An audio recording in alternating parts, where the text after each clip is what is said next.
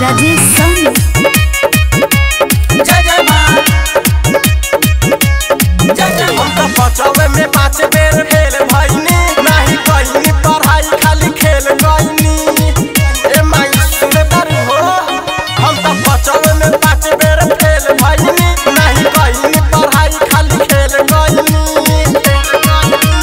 Degree लेवे के कोनो इंतजाम कीजिए, सेट होगा लाइफ एगो काम कीजिए।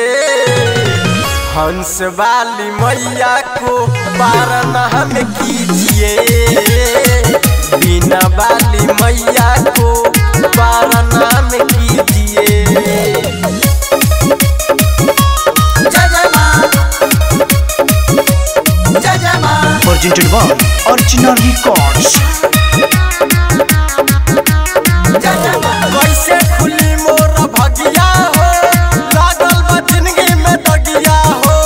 रुके ना दुआर पगुआ हो, एही से कटल बा सदिया हो।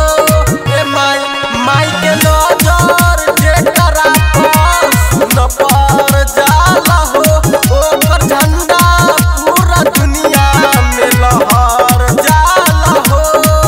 हंस वाली बीना वाली हम पे ध्यान दीजिए, सेट होगा लाइफ एगो काम कीजिए।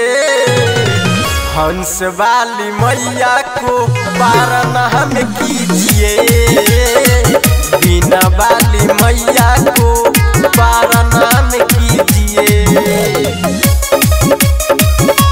जय जय मां जय जय मां।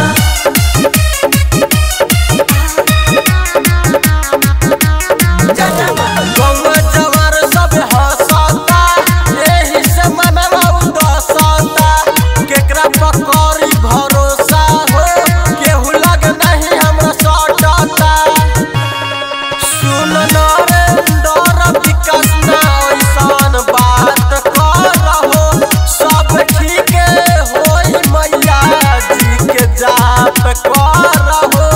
नियम औरी बता के कुछ एहसान कीजिए, सेट होगा लाइफ एगो काम कीजिए। हंस वाली मैया को पारनाम कीजिए, बीना वाली मैया को पारनाम कीजिए।